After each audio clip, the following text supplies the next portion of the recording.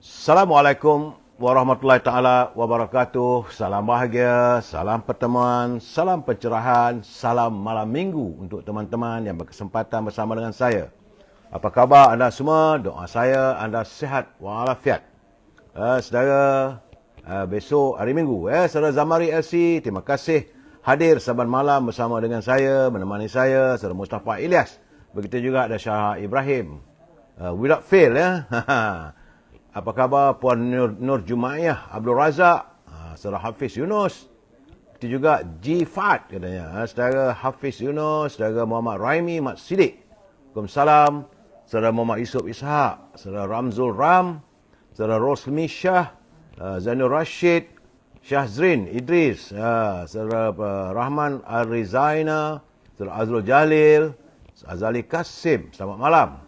Itu juga Puan Rubiah binti Osman, Hafiz Azhara, Muhammad Nazari Syafi'i. Apa khabar saudara?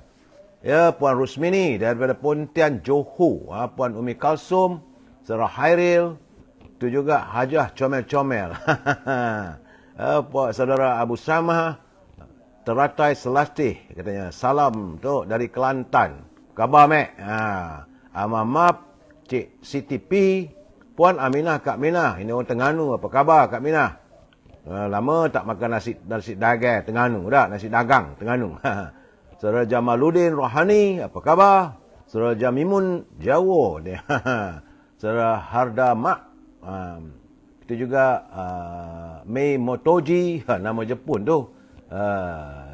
Saudara Puan Syarifah Hafifah. Saudara Hamzah Abdullah. Begitu juga Jaharuddin. Saudara Eftam.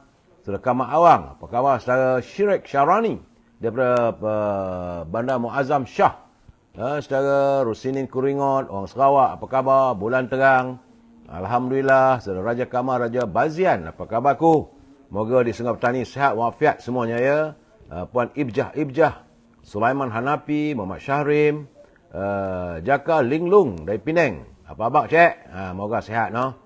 Puan Norizan Said. Apa khabar saudara? Selamat berjuang katanya. Puan Halimah Hashim, saudara Cik CTP, Zamari Abdullah, Nur Maria. Salam untuk semua pelai-pelaya, Zailan, saudara Muhammad Hashim. Dari Pontian juga saudara Al-Jabar, Muhammad Hashim, Muhammad Din. Dan teman-teman yang tak sempat saya santuni, saya mohon maaf saudara. Sebab kadang-kadang kawan marah, lama sangat ambil masa katanya. Saya cuma ambil masa dalam 2-3 minit saja saudara. Untuk menyantuni teman-teman ya, saudara Mimotojui, Melan, saudara Joka Karim, saudara Jaharuddin, Azhari Tok Kaya, Nazar Keke, Cik Nen daripada Lustak. Apa khabar cik? Saudara Muhammad Harmi. Baik saudara, seperti biasa awal pencerahan tentulah saya memaklumkan apa yang berlaku pada negara kita, khususnya laporan COVID-19. Hari ini hari Sabtu saudara, tanggal 18 Februari. Yang merupakan hari ke-1067. Artinya sudah 1067 hari negara kita dicengah oleh virus corona, masih belum usai lagi saudara. Bagaimanapun menurut laporan sahabat saya, saudara Jamil Idris, dan juga bersama-sama dengan Rio daripada Universiti Melaya, saya dikabarkan semalam ada sedikit pengurangan daripada 281 kepada 241 jangkitan. Ini menjadikan jumlah kumulatif jangkitan adalah 5,40,609 orang. Sementara angka yang dapat disembuhkan oleh Kementerian Kesihatan ialah 4,994,250. Alhamdulillah, semalam tiada laporan kematian.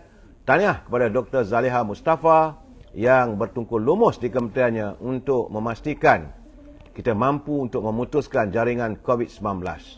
Bagaimanapun saudara, dari laporan yang saya terima, terdapat 6 negeri meningkat saudara. Dan susut di 8 negeri, sementara Kedah kekal 8 dan Perlis 1 jangkitan.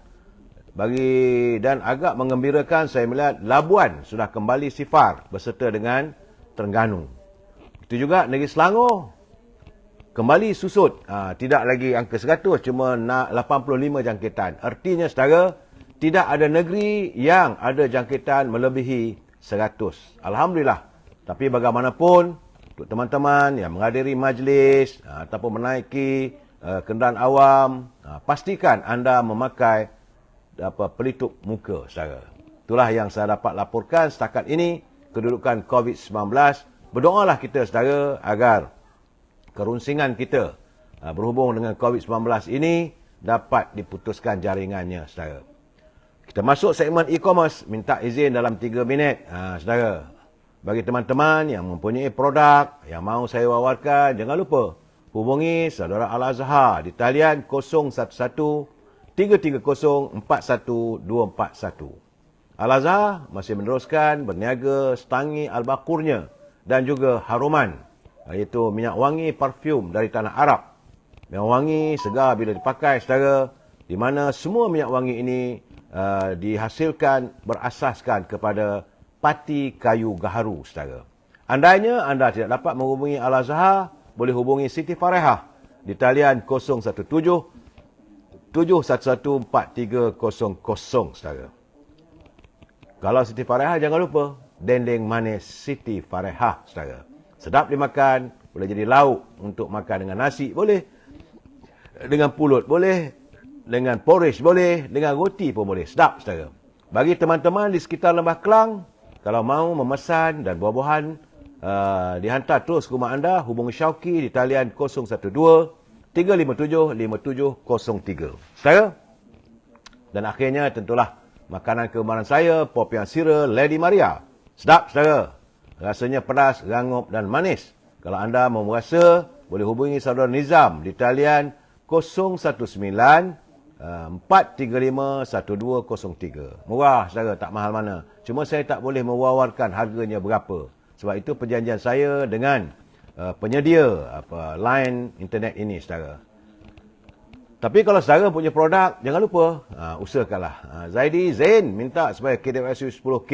InsyaAllah kalau dapat kita bercakap benda itu. Saya setiap malam bercakap, saudara Zaidi. Tak tahulah, kadang-kadang teman-teman di KWSP itu letih, kadang-kadang lenjan. Kita nak bercakap soal KWSP, saudara. Baik, bagaimanapun jangan lupa, saudara, kita masuk segmen naluri kehidupan. Ini saya bukan da'i, bukan juga ustaz, tetapi culipan ini saya dapat daripada teman-teman yang menghantar kepada saya. Setelah saya nilaikan, saya baca, saya tatap sesuai untuk tatapan kita bersama, saudara.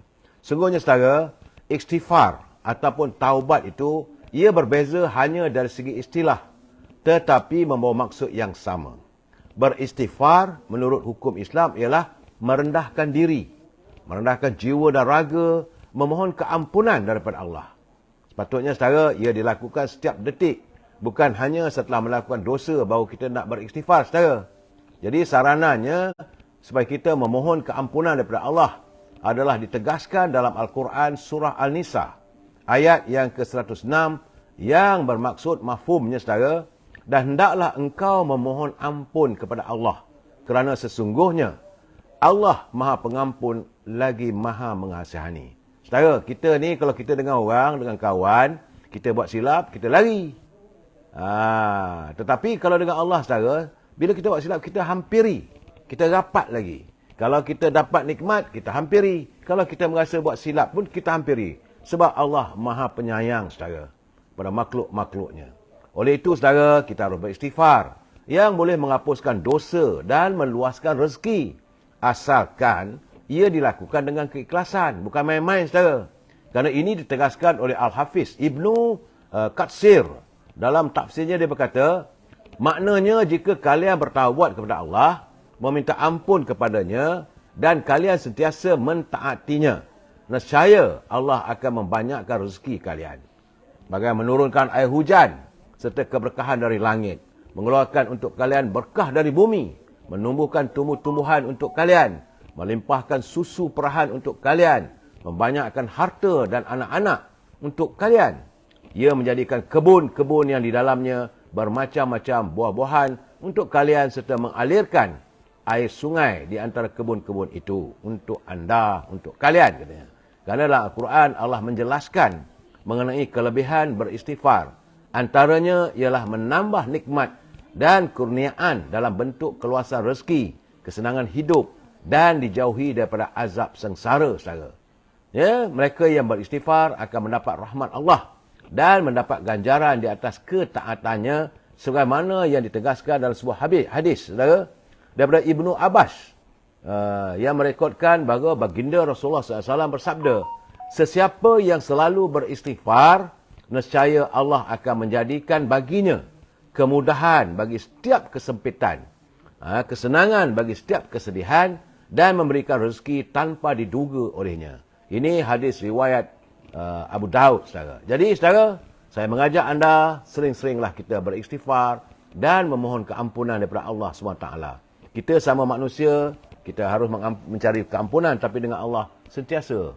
Tidak ada masalah kita sepatutnya. Dekatkanlah diri anda dengan Allah SWT. Baik, saudara. Terima kasih pada sahabat saya mengirimkan culipan, kata-kata dalam naluri kehidupan. Kita masuk segmen mutiara kata yang dikirimkan oleh sahabat saya, Datuk Seri Said Ali. Kata Datuk Seri Said Ali, mereka yang tidak pernah cukup dengan harta kekayaan, tidak akan bersyukur kepada nikmat dari Allah. Dan mereka akan berusaha sampai mati mahu mengumpul kekayaan, mahu mengumpul pangkat serta kemewahan hidup. Sedangkan semua itu bukan bekalan untuk hari akhirat. Terima kasih Datuk Seri Ali beliau mengingatkan kita.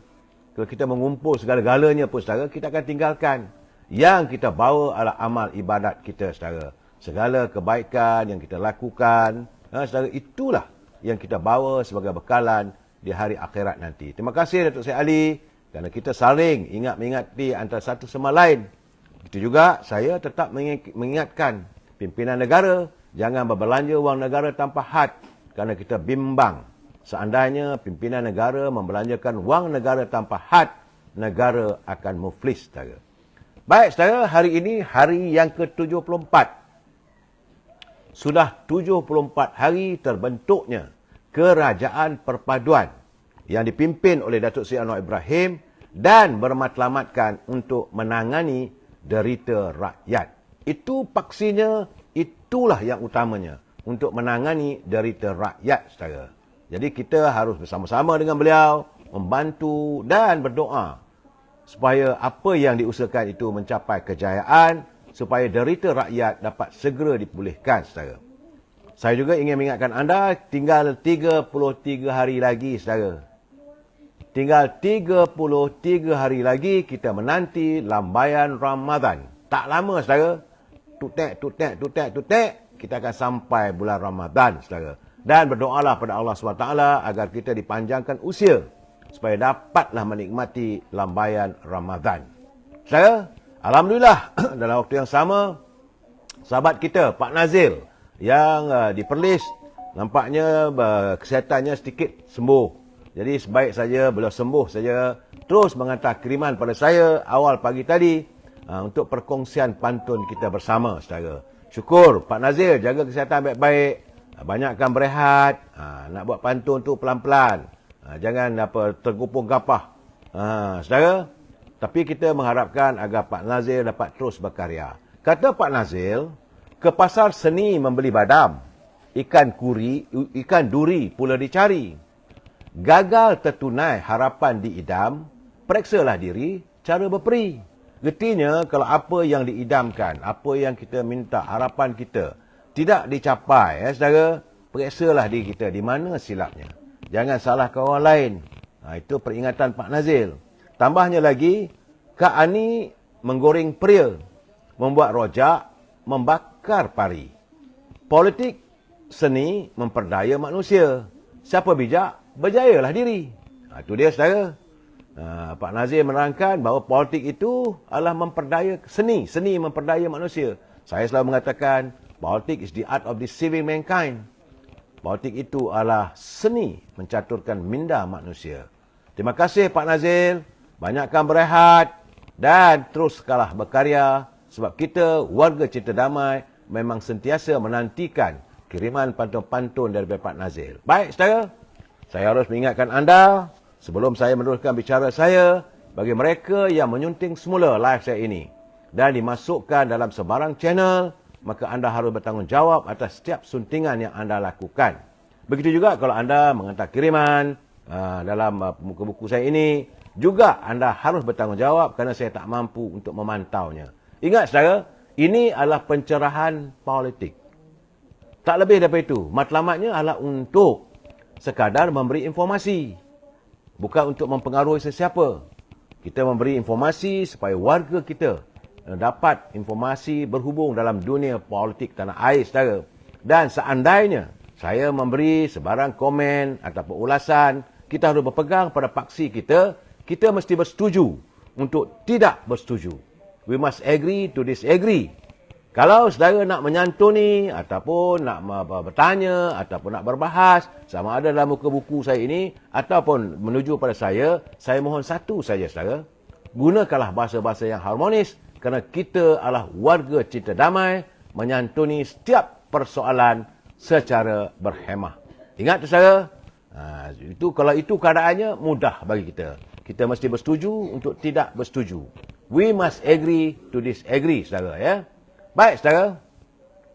Laporan cuaca tadi sekitar petang tadi di kawasan Negeri Sembilan. Sebahagian daripada kawasan Negeri Sembilan ada hujan.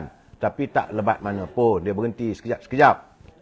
Kawasan-kawasan lain tak ada. Nampak gayanya ribut petir dan sebagainya. Tetapi dalam cuaca mendung ini masih lagi panasnya membahang. Ini yang saya katakan suasana yang tidak menentu. Tetapi waktu malam, mulai jam 1 pagi, 2 pagi, dia sejuk yang bukan-bukan. Artinya kita berada pada paras di bawah 22 darjah Celsius. Oleh itu saudara berhati-hati, kalau boleh pastikan orang yang seusia dengan saya, pastikan pakai selimut dengan baik kalau tidur saudara. Lain lebih tak ada saudara. Tetapi hari ini yang saya lihat satu benda yang tidak menyenangkan hati saya, kerana dalam saat-saat kita cuba untuk mencipta perpaduan damai rakyat, tiba-tiba ada seorang lelaki yang cuba untuk memburukkan pasukan polis. Akhirnya hari ini dia diburu kerana polis sekarang ini sedang memburu seorang lelaki yang dikesan menggunakan media sosial menyebarkan fitnah terhadap pasukan polis menerusi akaun Twitternya semalam. Jadi menurut Ketua Polis Daerah Brickfield, Assistant Commissioner Amil Hizam Abdul Syukur, pihak polis sedang berusaha mengesan dan menjejaki lelaki itu. Sekarang ni tengah dekat, kamu rasalah sendiri. Saudara, kerana suspek itu diburu selepas dia menyebarkan ciapan dalam Twitter yang berbau fitnah. Kononnya pihak polis tidak membenarkan mangsa yang mengalami kemalangan di Bukit Damansara membuat laporan polis di balai polis yang terletak di kawasan tersebut semalam katanya. Laki itu dalam ciapan akaun Twitternya, laki itu bernama Maniam MKM. Jam 9.58 telah mendakwa berlaku satu kemalangan jalan raya di Bukit Damansara dan mangsa yang terlibat dalam kemalangan itu tidak dibenarkan membuat laporan polis di Balai Bukit Damansara serta diminta pergi ke Balai Polis Taman Tun Dr. Ismail ataupun Ibu Pejabat Polis Daerah. Saya hairan bila dia kata mangsa yang terlibat tidak dibenarkan buat laporan polis. Mana boleh begitu saudara? Inilah dikatakan fitnah. Dan siasatan polis mendakwa dakwaan lelaki itu kononnya ada balai polis dekat Bukit Damansara. Sebenarnya ada pondok polis komuniti. Bukan pondok polis pun yang telah pun ditutup sejak 2010 lagi. Dan ia tidak beroperasi. Mungkin ada pengawal keselamatan yang bertugas di situ, dia kata dia tak boleh tak boleh menerima laporan. Ya, dia kata pergilah ke balai polis dekat Taman Tun yang berhampiran. Jadi kamu nak marah pihak polis apa hal? Jadi kamu tunggulah. Sebab itu saya mengharapkan kita gunakanlah media sosial kita ini bukan untuk memfitnah. Janganlah kita memberi pandangan, gambaran seolah pasukan polis kita ni sebegitu karakternya tak baik. Kita mengharapkan pasukan polis ini menjaga keselamatan kita. Mereka lah yang bercengkang mata setiap malam. Mengawal kawasan. Tiba-tiba kita burukkan pasukan mereka. Tak betul tu.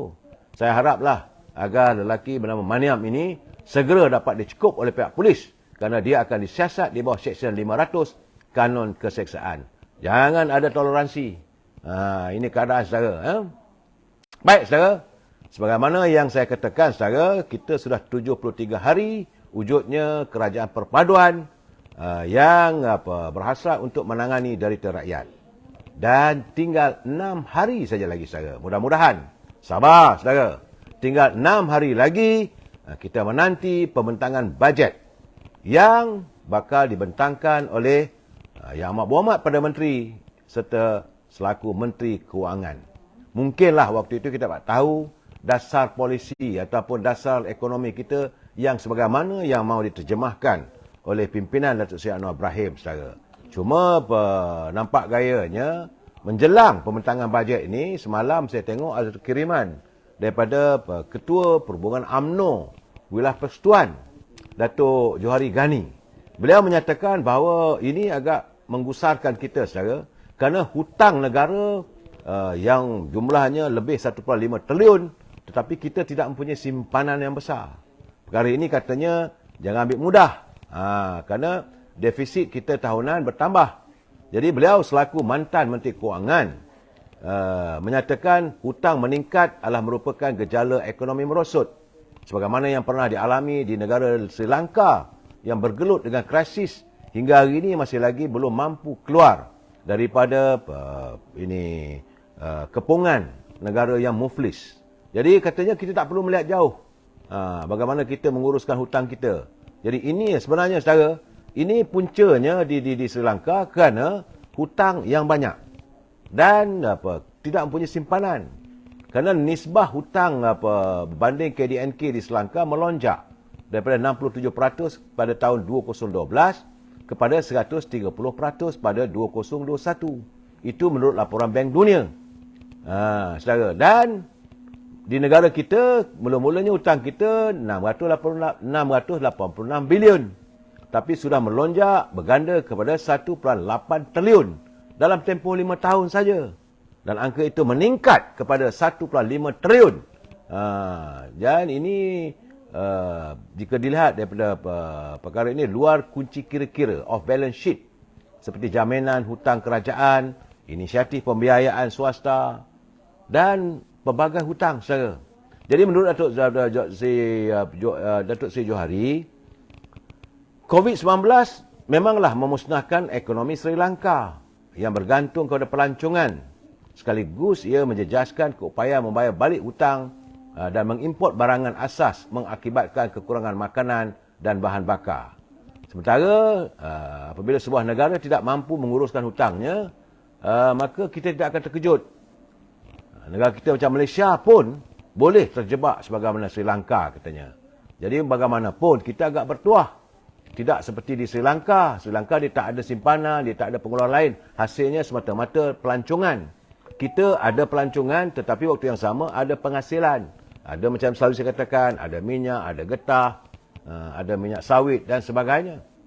Macam mana tadi saya sempat juga baca buku, menatap buku nak menghabiskan.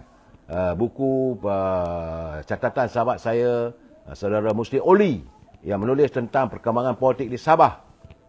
Beliau juga menyatakan bila menjelang hadirnya PKP tadi, COVID-19, Sabah bakal lumpuh ekonominya kerana pergantungan kepada sektor pelancongan semata-mata. Jadi dalam keadaan begini, kita perlu meningkatkan sektor pembuatan, penghasilan dan sebagainya. Jadi oleh itu, perlulah kita dalam keadaan berjimat cermat, saudara. Siang tadi pun kalau saya dengar live saya jam pukul 3.30 tadi, saya berkesempatan pergi ke nilai 3, saudara. Saya memang terperanjatlah. Sebab satu ketika dahulu, kalau tempat membeli belah warga Marhain di nilai 3 tu, tambah-tambah kalau hujung minggu.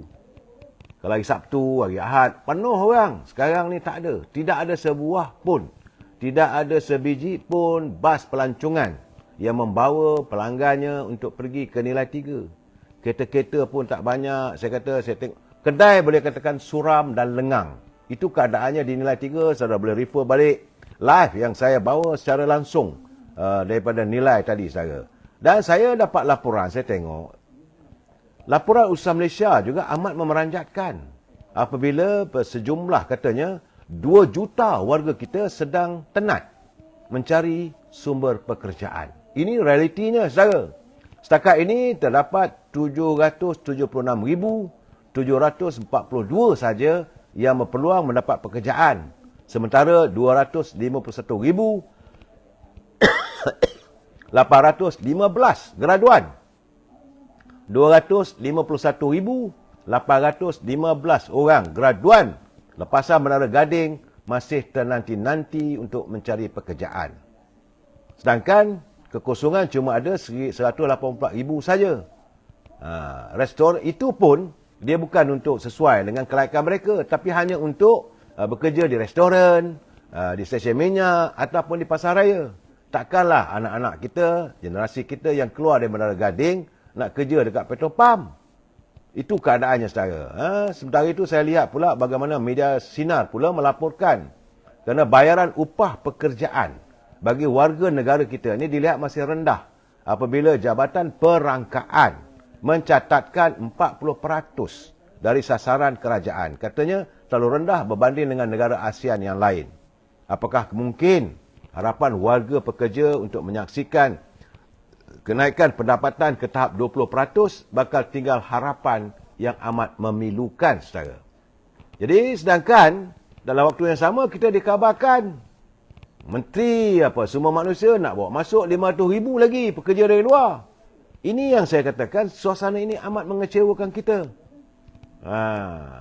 Saudara Syed Keropok Keli, dia kata sekarang ni orang sangat kurang pendapatan saudara. Saya saudara Muhammad Harmi, Maidin dan Datuk Seri Ismail Sabri baik sangat dengan melantik menteri-menteri yang saya begini saudara, saya tidak mahu menyalahkan sesiapa. Saya jelaskan gini, kita dah mengalami. Tahun 2018, kita ada kepala raya, rakyat telah memberi kepada kerajaan Pakatan Harapan yang dipimpin Dr. Mahathir. Jadilah Perdana Menteri. Akhirnya tak lama bertukar tangan kepada Tan Sri Muhyiddin. Sebab waktu itu pun rakyat dalam keadaan yang amat mengecewakan. Bila zaman Tan Sri Muhyiddin pun rakyat dikecewakan. Sebab apabila dikurung sebegitu lama, itulah masanya kita melihat bagaimana runtuhnya ekonomi kita. Dan selepas itu diganti oleh Datuk Ismail Sabri. Juga tidak mampu untuk memperbaiki tahap ekonomi kita kesan daripada COVID-19 dan ekonomi dunia yang lain.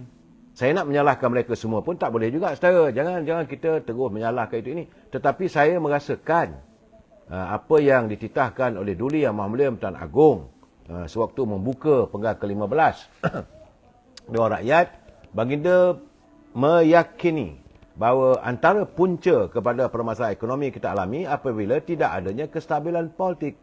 Sebab itu baginda mengharapkan, dia kata kalau boleh jangan lepas ini ada lagi pertukaran Perdana Menteri. Sebab itu dia kata kalau boleh biarlah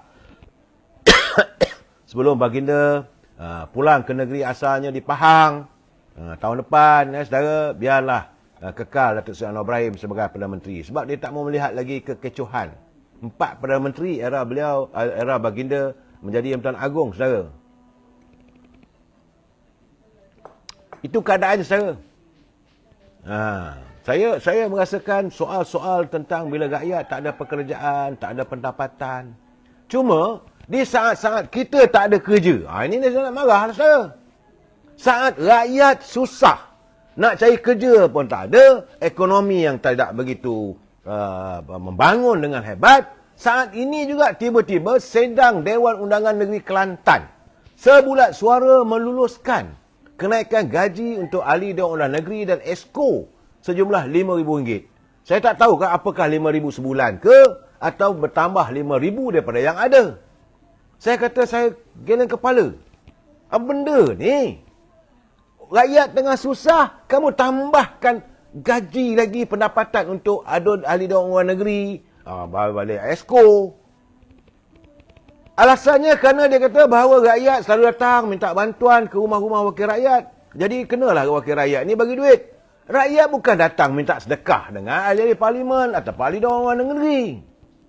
Rakyat datang selalunya menyatakan kehidupan mereka yang sukar, minta bantuan bukan minta duit. Tolonglah beri pandangan, bantu mereka mendapat pekerjaan ataupun menyantuni perniagaan mereka. Jadi seolah-olah getihnya wakil rakyat di Kelantan, rakyat pergi nak ada duit. Bila saya mendengar kenyataan daripada Datuk Muhammad Amar Nik Abdullah, ini kenyataan yang bahaya. Bila dia kata kenaikan ini mesti dibuat, kenaikan RM5,000 saudara, saya rasa mungkin tambahan RM5,000 lagi. Jadi kalau sekarang ni dapat RM13,000, tambah RM5,000 dah RM18,000.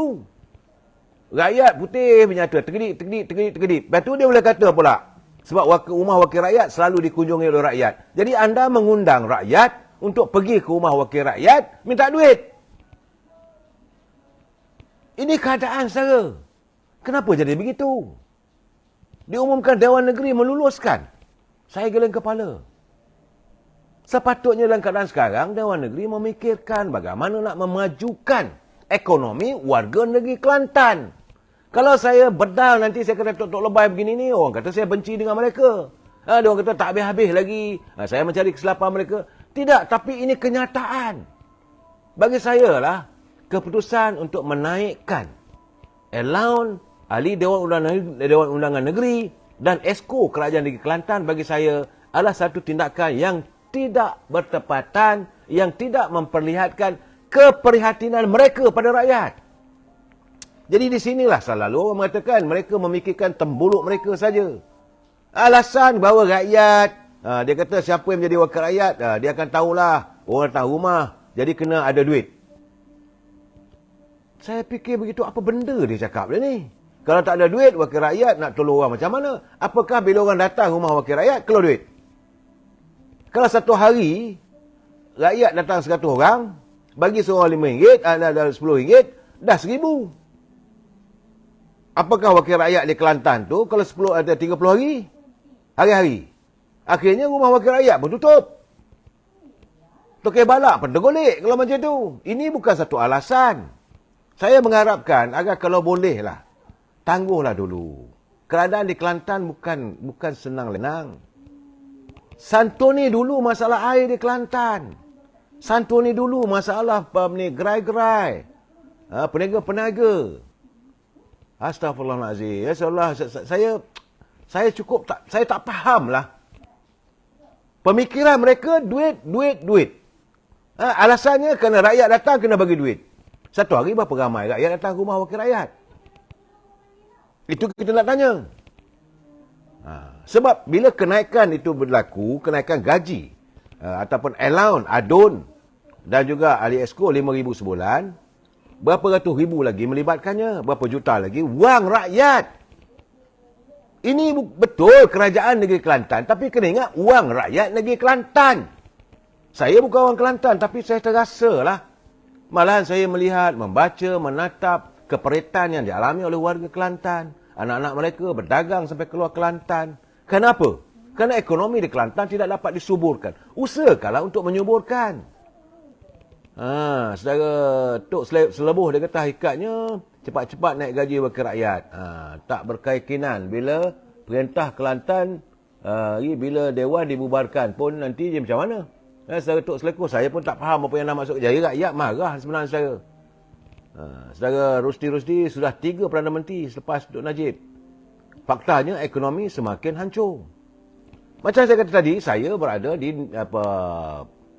tempat selalunya orang membeli belah lah. Abang Haim membeli belah. Dinilai. Mamat memeranjatkan saya. Balik ke rumah, buka pula dalam Facebook, tengok kerajaan di Kelantan menaikkan gaji. Ataupun allowance wakil rakyat, adun mereka dan juga esko. Di tengah saat rakyat susah. Inilah saya katakan, sedangkan di peringkat persekutuan, Yang Muhammad Datuk Seri Anwar Ibrahim sudah pun memotong gaji menteri. Malahan dia sedang mungkin dalam bajet nanti dia akan mencadangkan supaya allowance ahli Dewan Rakyat juga akan dipotong. Di Kelantan naik. Aduhai.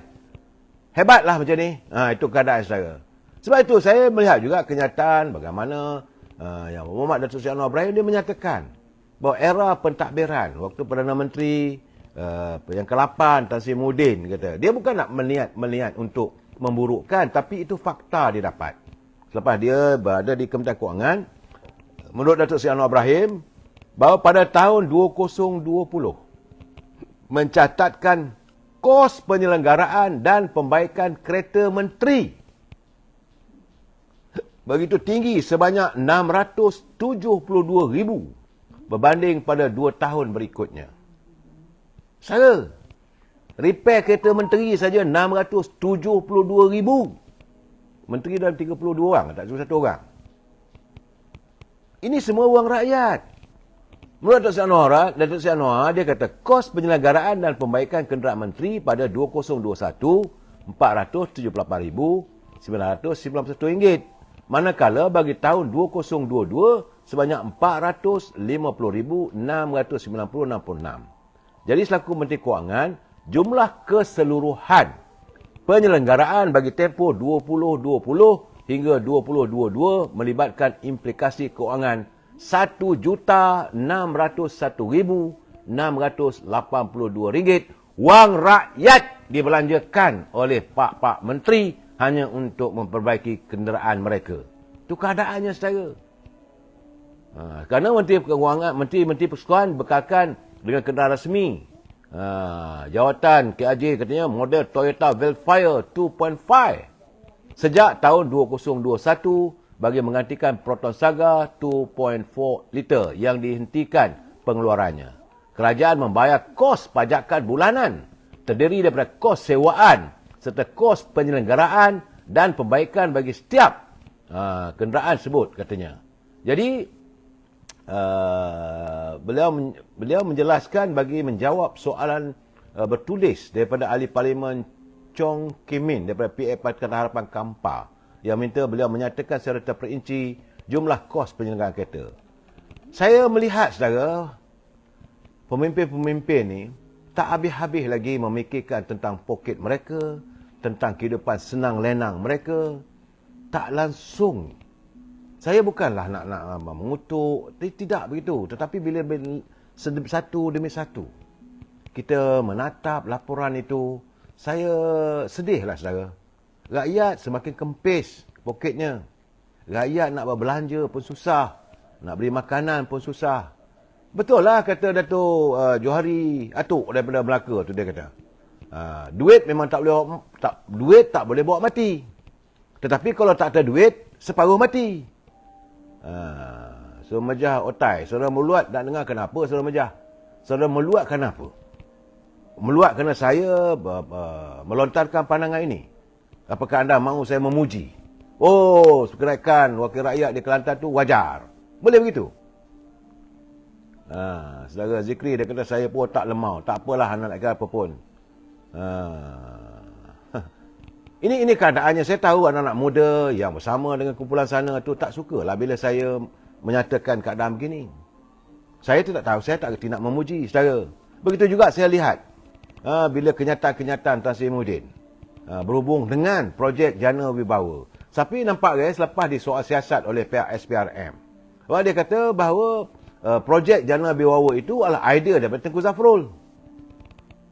Jadi Tengku Zafrul lah harus bertanggungjawab. Sebab yang akan meluluskannya Tengku Zafrul. Dia cuma memantau, dah adalah dia kata bagi recommendation apa semua. Tak silap saya 46 ke 56 kontraktor. Saya kata kenapalah satu Malaysia ada cuma ada 46 atau 56 kontraktor aja yang terpilih.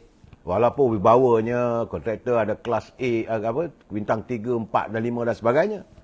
Saudara, bagaimana besok apabila kalaulah Suruhanjaya Pencegah Rasuah menemui Tengku Zafrul, dia kata betul idea dia tapi melaksanakan Perdana Menteri. Macam mana pula ni? Akhirnya kata orang Perak bertolak-tolak lah. Dia salahkan dia, orang ni salahkan ni. Jadi bagi saya, keadaan ini yang membuatkan kita merasa runsing. Saya harap benda-benda ini tak berlaku era kepimpinan Datuk Seri Anwar Ibrahim. Datuk Seri Anwar Ibrahim pun perlulah. Betul, tadi saya dengar pula kenyataan daripada wanita Perikatan Nasional. Mereka memberi amaran. Kalau sesiapa yang membuat fitnah terhadap Datuk Tan Sri Muhyiddin, mereka akan buat laporan polis. Saya pun fikir benda begitu. Dulu masa zaman Tok Najib tu berselerak orang tuduh. Apakah itu bukan fitnah? Bagaimana Presiden UMNO difitnah macam-macam? Tak ada pula kita nak ambil tindakan. Kenapa nak? Bagi saya lah, sekarang negara kita ni mengamalkan demokrasi.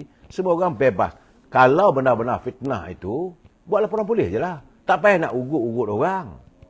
Ini nak tanya sokongan. Kalau gitu sekarang ni, siapa fitnah Presiden UMNO, kita akan ambil tindakan. Apakah sudah merasa gentar kerana Datuk Seri Anwar Ibrahim setelah pun melantik Profesor Dr. Agus sebagai pengerusi komunikasi. Dan Profesor Dr. Agus dah membuat kenyataan bahawa beliau mempunyai kaki tangannya yang khusus untuk mengkaji setiap kenyataan yang berbau fitnah. Kalau ada fitnah, maka anak buah dia akan buat laporan polis untuk mengambil tindakan. Ini keadaan saya. Jadi saya kata negara kita tak habis-habis. Cerita fitnah, salah menyalah. Yang penting rakyat nak makan.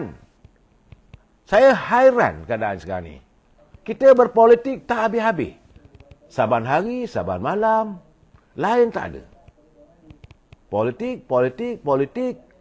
Dan saling salah menyalah. Tuduh menuduh. Kita sekarang ni, sebab itu saya katakan, kalaulah benar Suruhanjaya Pencegahan Rasuah telah pun menemui kunci kepada persoalan. Kalau berlakunya korupsi di kalangan pak-pak menteri yang terdahulu, seret ke mahkamah. Biarlah mahkamah menentukan. Kalau kita tinggalkan sekarang ni, dengar siasat, siasat, siasat.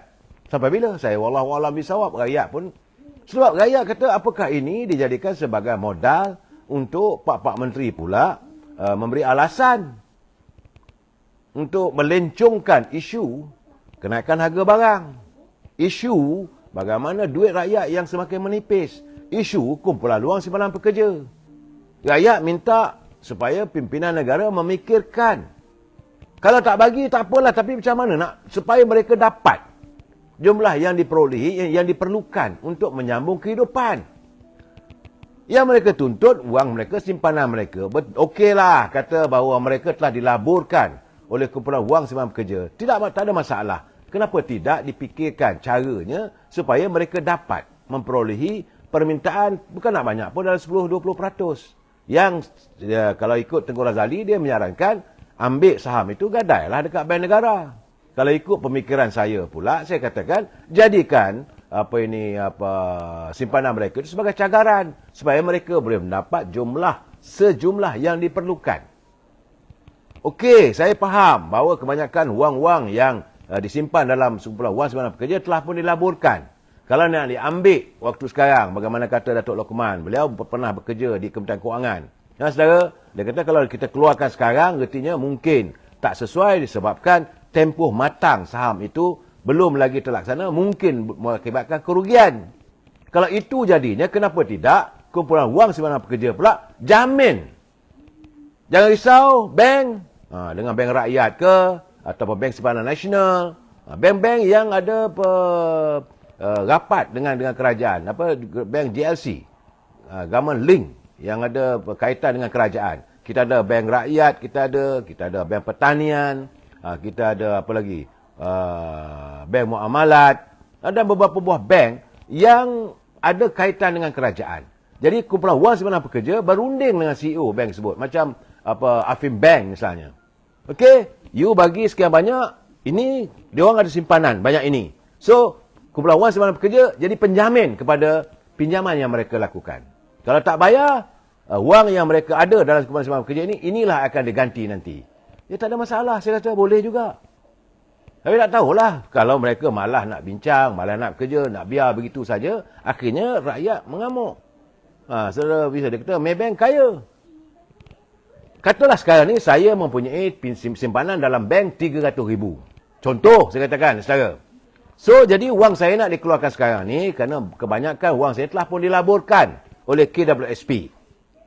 Okey? Jadi, dengan itu saya minta dikeluarkan 20%, sekitar dalam 60,000. Bagi tahu dekat saya, saudara pergilah ke Maybank atau pergi kepada Afim Bank, buat pinjaman dengan Afim Bank, maka KWSP akan menghantar surat mengesahkan bahawa peminjam ini dijamin oleh KWSP. Kalau dia tak mampu bayar dalam tempoh setahun, maka KWSP akan membayar balik. Jadi tempoh, kita sekarang ni nak tarik tempoh saja supaya mereka ni dapat meneruskan kehidupan. Itu pandangan saya.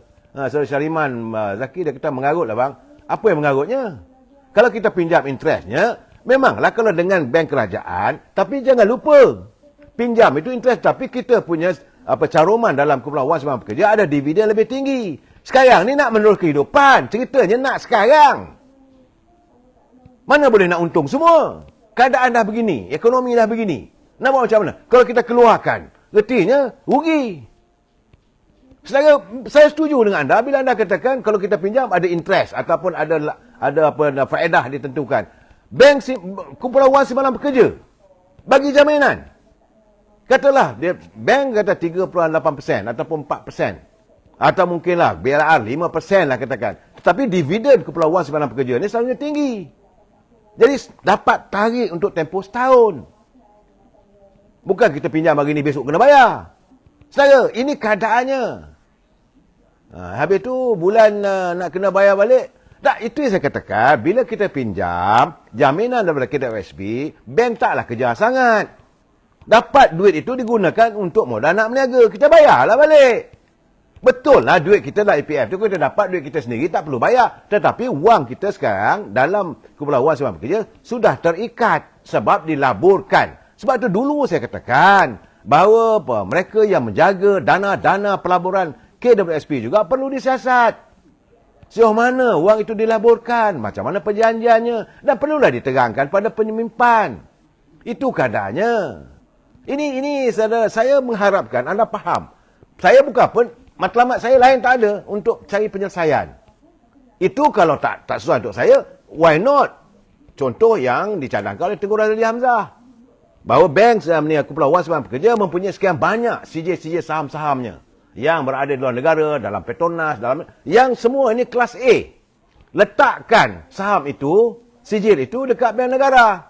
Pinjam dekat bank negara, jadi berapa nak pinjam? Atau berapa nak dikeluarkan?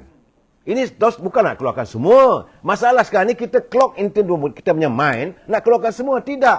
Yang diminta oleh penyimpan-penyimpan adalah 10%. Sebab itu dikatakan, minta supaya dibenarkan pengeluaran secara bersasar. Segala bersasar, secara bersasar. Tapi kalau ada simpanan 10,000, macam mana nak keluar? Tak boleh lah. Saya yakin mereka pun faham. Tapi kalau simpanan mereka 300,000, wang mereka dah nak hidup ni sekarang ni. Itu saja. Saudara Cicak Kobeng dia kata KWSP tak bagi moratorium 12 bulan. Itu saya tak tahulah saudara. Kita cuma boleh memberi pandangan. Saudara Syukri Syafi'i, dia kata kalau kerajaan nak buat, semua boleh. Cuma nak dengan tandak saja. Saya katakan Kepulauan Simpanan Pekerja, pegawai dia, kena berusaha lah memikirkan sama. Itu je masalahnya saya lihat, saudara. Dan saya cerita KWSP ni memang dah bertahun dah saya dah bercakap. Kadang-kadang lenjan, saudara. Saya melihat bahawa saya faham kehidupan rakyat. Macam saya kata tadi, saya pergi ke Nilai, saya melihat lengang selengang-lengangnya. Bagaimana nak kita, ertinya rakyat tak ada duit. Turun ke pasar, harga barang mahal, harga ikan mahal. Kita ingatkan kalau ikan mahal di pasar, tentulah nelayan itu hidupnya bahagia. Tidak juga. Mungkin tangkapan berkurangan, tetapi taklah harga sebagaimana yang harga di pasar. Sebab dia orang tengah peraih. Saya bersimpati dengan warga nelayan. Begitu juga dengan petani, penoreh getah. Ini zaman sukar. Kita faham. Negara berhutang 1.5 triliun. Saya dah bercakap waktu Datuk Seri Anwar Ibrahim, sebelum dia jadi Perdana Menteri lagi. Saya dah memberi ramalan, seandainya saya kata.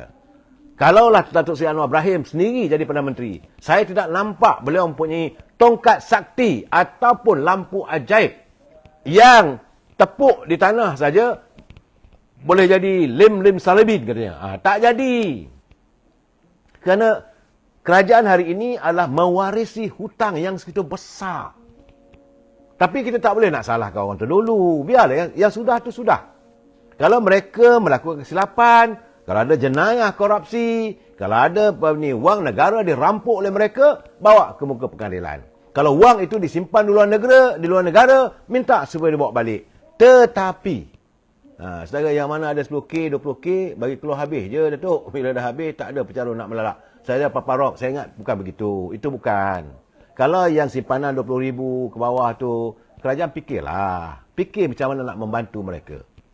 Sebab itu yang diharapkan, sementara menanti ekonomi baik. Tapi bagaimana yang mempunyai simpanan yang banyak, yang ada masih lagi berbaki 22,000, 300,000, masih ada, bukan sikit saudara. Sebab semalam pun saya dengar kenyataan daripada Datuk Ahmad Maslan, simpanan sekian banyak. Okey, kita faham. Saya rasalah negara kita ni satu benda je, bahawa pimpinan negara agak bernasib baik kerana rakyatnya memanglah berhemah.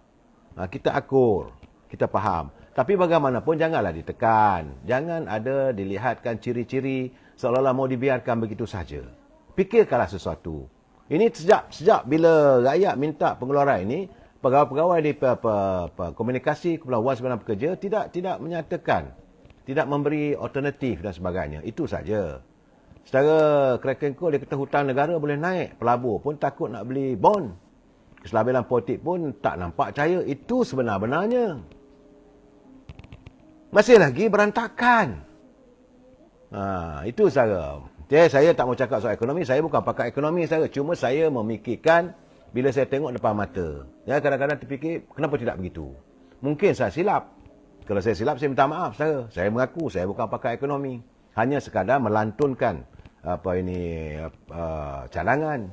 Pulanglah, negara ni bebas untuk beri pandangan. Bukan kita nak buat fitnah, saudara. Tidak, saudara.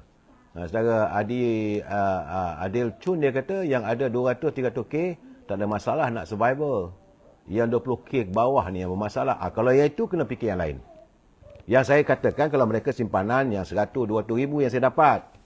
Selalu mengatakan kiriman pada saya, macam mana kami ni. Mereka bermasalah sekarang ni sebenarnya. Mereka yang mempunyai simpanan 100, 200, 300 ribu ni sebenarnya, saudara. Mereka lebih teruk, lebih tenat lagi. Sebab pekerjaan dah tak ada. Sebab itu mereka mengelonsor daripada T20, zup turun pada B40. Mereka yang dulu dapat bulanan pendapatan 15 ribu, 20 ribu, sekarang tak ada pendapatan. Sekarang. Acah Bentayan dulu mereka selalu doa, cakap Najib hutang triliun. Sedangkan sekarang ni apa yang berlaku? Saya tak maulah kita menyalahkan orang. Saya mengharapkan supaya kita beri kerjasama, saudara. Baik, saudara. Lebih-lebih bercakap soal ekonomi nanti, yang pakar ekonomi ini Datuk Johari Bahrum, Johari Ghani. Beliau telah menyarankan supaya kita mengukuhkan simpanan. Itu saja katanya. Supaya janganlah kita nanti terjebak macam mana apa yang dialami oleh di Sri Lanka. Saudara? Baik, saudara. Sekarang ni saya semalam tak dapat nak melaporkan. Saudara, tak dapat saya nak melaporkan kedudukan apa yang ada dalam Majlis Tinggi. Tapi bagaimanapun saya rasa bangga kerana tak sempat semalam banyak isu. Jadi contohnya bagaimana Datuk Lokman Adam sudah pun kembali dalam UMNO. Dan jadi menjadi ahli Majlis Tinggi. Saya mengharapkan bahawa beliau akan meneruskan usaha-usaha untuk memperkukuhkan UMNO. Begitu juga apabila Tengku Zafrul turut dilantik oleh Majlis Tinggi sebagai anggota Majlis Tinggi, sebagai anggota Majlis Tinggi UMNO, kita mengharapkan adalah buah-buah fikiran yang baik untuk survival untuk UMNO, saudara. Dan kemarin perbincangan berhubung Majlis Tinggi UMNO banyak berkisar kepada pemilihan parti. Ini yang saya nak cuba santun hari ini, saudara. Sebab tiba-tiba saja saya tengok, saya tidak mahu untuk menolak ataupun menafikan. Cuma saya fikir apabila anak kepada Datuk Seri Ikmal Hisham, mantan Timbalan Menteri Pertahanan, dia adalah pimpin bersatu. Dia membawa keluar warga UMNO di Tanah Merah hingga berlaku kemelut politik Tanah Merah. Tiba-tiba anak dia Ikmal Hazlan pula. Semalam telah pun menyerahkan borang pencalonan untuk bertanding jawatan sebagai ahli esko Pergerakan Pemuda. Saya menonglah sebab ini keadaannya, saudara. Jadi bapa ahli orang kuat bersatu. Anak pula sekarang ni berusaha nak jadi nak jadi ahli esko pemuda. Ini yang saya kadang-kadang kita merasakan apakah adanya unsur-unsur pihak-pihak yang memang sengaja ditaja untuk masuk ke dalam UMNO hanya untuk suasana yang tidak tenteram lah. Itu saja, saudara. Nak tuduh lebih tak boleh, saudara. Apa yang dilontarkan oleh Datuk Lokman Adam saban malam, inilah ceritanya.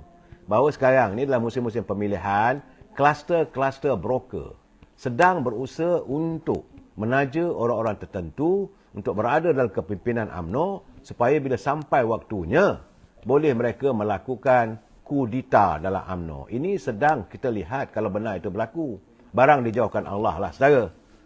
Sebab tiba-tiba saya nampak sekarang ni bekas naib Presiden Bersatu pun di Melaka. Iaitu Datuk Muhammad Rafiq Nazar Muhyiddin turut telah pun diterima menjadi ahli. Cuma nasib baiklah sebab Majlis Tinggi menetapkan bahawa Muhammad Rafiq Nazamuddin ini hanya boleh menjadi ahli tetapi tidak boleh memegang sebarang jawatan atau mengambil bahagian, sehinggalah Dia berkuat kuasa keahliannya pada 18 Mac, iaitu selepas berakhirnya pemilihan parti. Itu okey.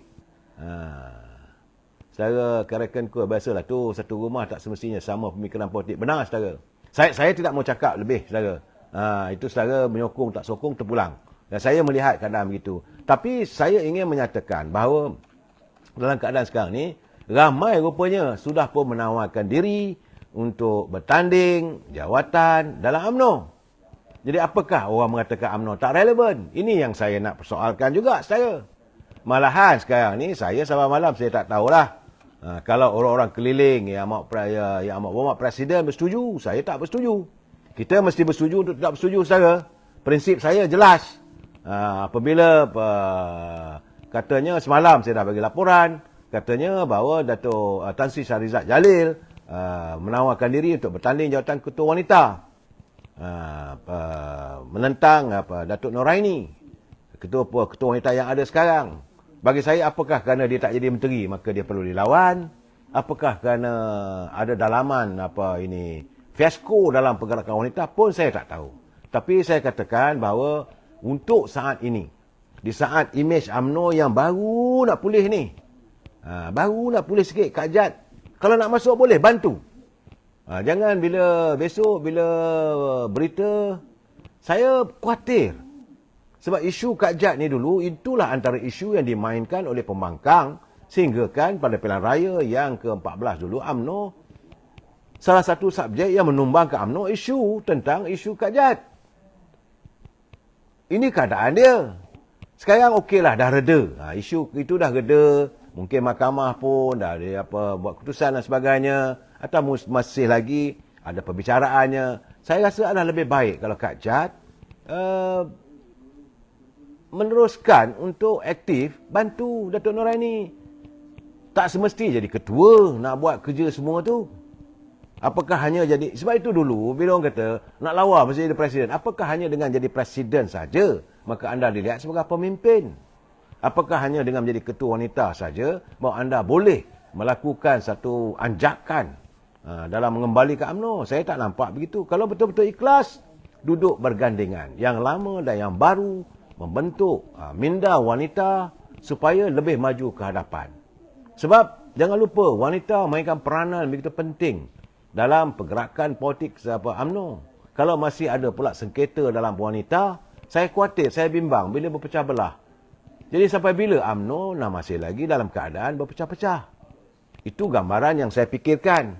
Terpulanglah, macam ada orang setuju, tak setuju. Saya kalau tanya secara peribadi, saya katakan elok kalau Kak Jad, saya suka panggil dia Kak Jad lah, elok kalau Kak Jad membantu Datuk Noraini untuk memulihkan semangat wanita, memulihkan kesatuan wanita, turun ke gelanggang, turun ke bahagian-bahagian. Lepas musim pemilihan nanti, dibenarkan untuk mengadakan aktiviti, jalankan, beri penerangan pada wanita, suntik semula semangat mereka. Ini tidak, bila kita kalah tak ada yang nak menyuntik saudara. Sebab itu saya kata saudara, sekarang ni kadang-kadang UMNO ni saya nak tegur juga, walaupun ini parti saya. Nak marah-marahlah. Sebab UMNO ni kadang-kadang hangatnya di atas tapi beku di bawah. Membaranya di kepala saya, tapi sampai kaki sejuk, rebah. Itu keadaannya. Sebab sekarang ni saudara, kalau kita melihat kegairahan dan kehangatan pemilihan UMNO, ia menggambarkan seolah-olah UMNO ni macam dah pulih dah. Tapi apakah mereka sedar bahawa UMNO sekarang ni hanya sekadar menempel? Bukan jawatan dalam UMNO itu segala-galanya. UMNO adalah menempel. Kita dalam keadaan yang bukanlah dominan dalam kerajaan hari ini. Tapi memang ada usaha-usaha untuk merampas kepimpinan UMNO untuk menarik sokongan pada kerajaan perpaduan, nak dialihkan kepada satu pihak lagi. Itu yang selalu didengungkan Datuk Lokman Adam, yang saya juga bersetuju dengan pandangan tersebut. Yang sekarang ini kita harus menyantuni. Dalam musim-musim pemilihan sekarang ini, memang orang demokrasi hebat. Saya nampak bahawa boleh dikatakan, saya tadi dapat juga ada beberapa bahagian, mungkin besok saya akan nak jelaskan. Ada bahagian-bahagian akan berlaku pertembungan. Timbalan ketua bahagian, lawan ketua bahagian. Sebagaimana yang saya ramalkan saudara, tidak kurang 130 bahagian UMNO yang akan melihat perubahan dalam kepimpinan. Dan 130 bahagian ini saudara, akan berlaku pertembungan. Pertembungan ini saya mengharapkan tidak akan mencetuskan perbalahan secara peribadi. Ini masalah UMNO ni pula, saudara. Saya selalu menekankan, apabila bertanding dalam jawatan UMNO ni, dia jadi personal. Jadi peribadi. Contoh, katakanlah saya bertanding. Saya menawarkan diri bertanding jawatan ketua cawangan. Kalaulah saya kalah, saya akan dimusuhi oleh ketua cawangan itu untuk selama-lamanya. Bukan mau disantuni. Cuma dengarnya sedaplah ucapan. Bila habis saya mesyuarat bahagian, orang yang menentang jawatan ketua bahagian ke, ataupun ketua pula bahagian, dia pun berucaplah bahawa saya bersedia duduk di bawah pimpinan Pulan bin Pulan. Marilah kita berdamai. Jadi ketua bahagian yang baru pun bercakap, saya menyantuni, mari kita bersama. Tapi masuk seminggu, bentuk jawatan kuasa, mula katakan ini orang tu, orang ni, orang ni. Ini yang berlaku dalam UMNO selama ini. Yang merencatkan, membuatkan orang hilang keyakinan. Kerana sikap kepada warlord. Saya mengharapkan pertandingan kali ini saya bersyukurkan terima kasih dan tahniah kepada Tan Sri Syahril yang mewujudkan peraturan yang benar-benar demokrasi. Semua orang boleh bertanding. Tetapi tidak boleh berkempen. Nak kempen, carilah. Cari saya, cari Datuk Lokman Adam, cari Ismi, cari Atan Dita, carilah teman-teman yang buat media sosial ataupun surat khabar. Itu saja. Secara kadang-kadang sekarang ni, kerakan kuih dia kata, tu dah pasti ada kawan reject jadi ketua bahagian sebab tak nak jadi macam itu. Keadaannya saudara.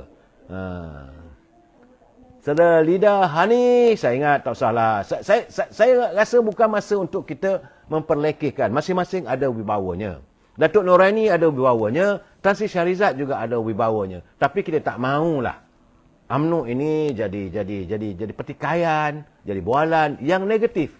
Kita mahu supaya dengan wajah baru, pemimpin baru, saudara. Maknanya dia kata orang tak buat kiraan dah.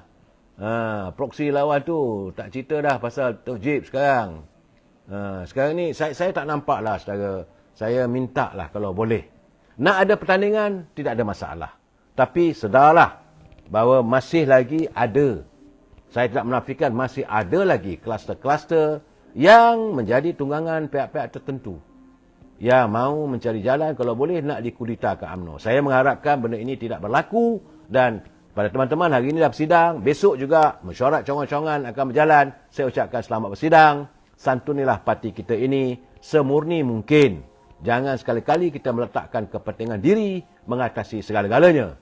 Selamat bersidang, selamat berhujung minggu. Jumpa lagi malam esok. Wabillahi taufiq wal hidayah. Assalamualaikum warahmatullahi taala wabarakatuh. Selamat malam.